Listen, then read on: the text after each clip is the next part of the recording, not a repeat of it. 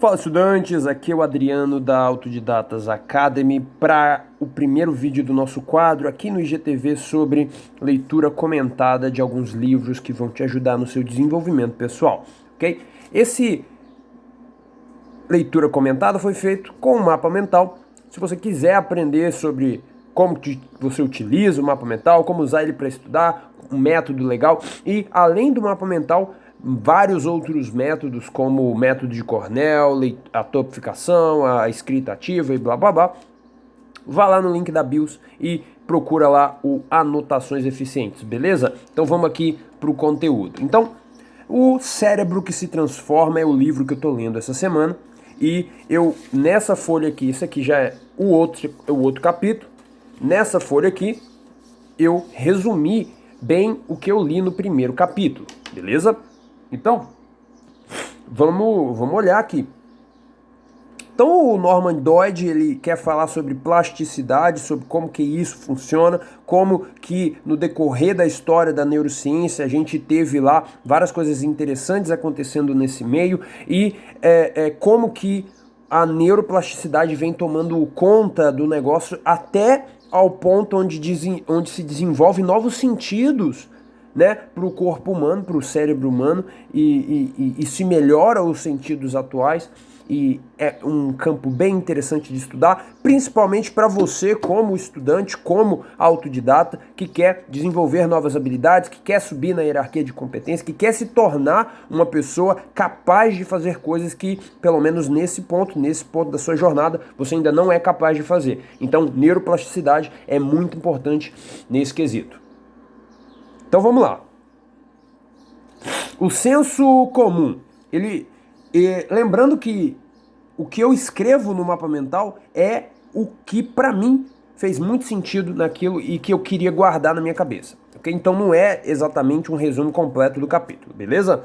Então ele fala que o senso comum da época, quando estava começando a nascer essa ideia da neuroplasticidade, era que o cérebro não muda, né? O cérebro não muda, o cérebro é fixo, é como se as habilidades que existem agora para você, ela é estacionária, ela tá lá na sua cabeça e não vai para lugar nenhum, não vai para cima nem para baixo. E o declínio era a única possibilidade. Ou seja, você quanto bebê, quanto jovem, quanto adulto, só teria aquelas funcionalidades como se o seu cérebro fosse uma máquina, ok? Só teria aquelas habilidades. E no decorrer, quanto mais velho você for, existiria aí um declínio dessas capacidades, ok? Aí eu fiz aqui um gráficozinho, né, de caindo, podia até fazer uma seta, mas beleza. Então as funções cognitivas entrariam em declínio conforme a sua idade fosse aumentando. E então, olha só que legal.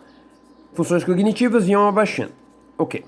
Esse declínio também era muito comum, como eu disse, na velhice ou por causa de algum dano que aconteceu. Então, por exemplo, tinha a ideia, que eu vou falar mais pra frente, do localizacionismo. Eu acho que era isso, localizacionismo, que é o quê? Uma ideia de que, principalmente vinda daquela ideia do Broca e do Wernicke, de que em áreas específicas do cérebro, essas áreas são especializadas em certos sentidos, como o equilíbrio, como o reconhecimento de cores e tudo mais.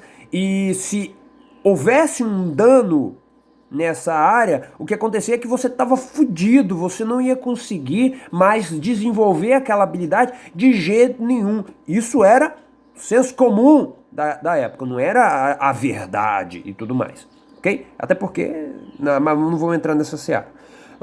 A área ocorre aqui, por exemplo, um dano aqui, era inviável a cura porque o dano aconteceu de acordo com o senso comum da época, o dano aconteceu e por isso você não seria capaz mais, por exemplo, na área de compreensão, na área de Wernicke, que é responsável lá pela compreensão da coisa. Você não teria um raciocínio mais lógico ou matemático porque você não ia conseguir reconhecer o sentido do que você estava lendo, ouvindo e blá blá blá, ok? Ou a área de Wernicke de Broca, que, por exemplo, tem aquele cara lá do Stan, né, que ele sofreu um dano lá dentro e só conseguiu falar, se eu não me engano, pro resto da vida, o Stan. Então tudo que o cara falava, ele falava Stan, Stan, entendeu? Ele não conseguia mais utilizar da linguagem.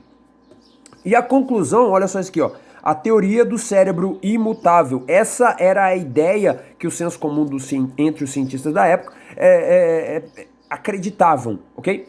Que o cérebro era imutável. Isso daqui eu vou falar também mais pra frente, mas só acrescentando, veio também da ideia do Galileu, que, se eu não me engano, nessa época aqui, o Galileu, ele estava olhando para o céu e falando o seguinte, cara, a Terra não é o centro, o que acontece na Terra é que, o que acontece no universo é que os astros se movem e tem certos padrões que eles respeitam, os padrões da física. Olha que legal, dá pra gente entender essa merda. Então, eles achavam, e com alguma razão, né, que com muita razão, parando para pensar aqui, que a física, ela ajudava você a entender as grandes questões da natureza.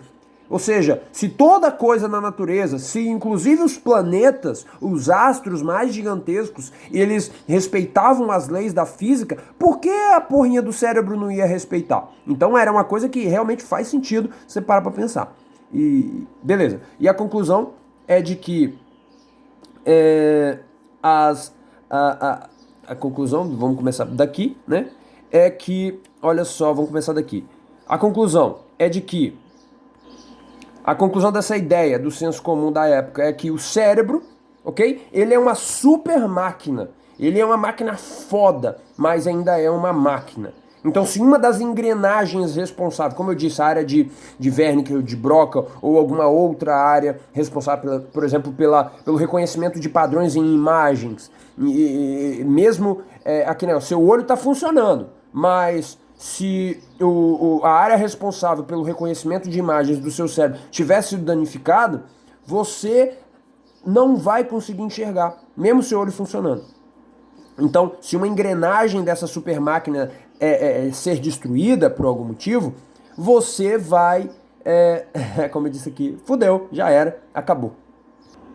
Outra coisa que você pode concluir também é que essa ideia, esse senso comum, ele veio em grande parte porque na época não tinha como você enxergar, né, agora eu lembrei o olhinho, você enxergar as atividades microscópicas que aconteciam no cérebro. Então eu estava lendo mais pra frente no livro que o pai do Dodge morreu, ok? E fizeram lá pegaram o cérebro dele, partiram em vários pedacinhos e viram que o cérebro dele tinha uma grande lesão por causa de um ataque que ele tinha dado e ele, de alguma forma, por causa da neuroplasticidade, ele conseguiu dar a volta e voltou a andar, voltou a dar aula e escrever e blá blá blá, beleza? Então, como não tinha como ele ver as atividades microscópicas no cérebro, não tinha aquele raciocínio, né, de, o cérebro pode ser plástico. Não, a evidência que eles tinham da época, e aí é legal lembrar que é o lance do senso comum,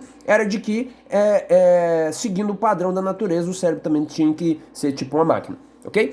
Os pacientes dessa época tinham essa crença, né, seguindo essa ideia toda aqui dessa área do mapa mental. Os pacientes, se acontecia algum dano no cérebro do paciente, o dano na fala, dano na visão, dano na audição, dano no tato, dano de alguma coisa, esses pacientes não tinham possibilidade de recuperação, beleza? Então essa aqui é a resumo dessa parte do mapa mental. Amanhã eu volto com as outras partes, até 10 minutos. Se você quiser aprender a utilizar mapas mentais da maneira que eu utilizo, vai lá no Anotações Eficientes e aprenda o meu método. Todas as aulas estão sendo atualizadas, novos cursos estão sendo colocados lá dentro. Basicamente, você vai ter toda a experiência de anotações e todo o suporte e a mentoria que você precisa para desenvolver essas habilidades. Beleza? Então, bons estudos e a gente se vê no próximo vídeo. Tchau, tchau.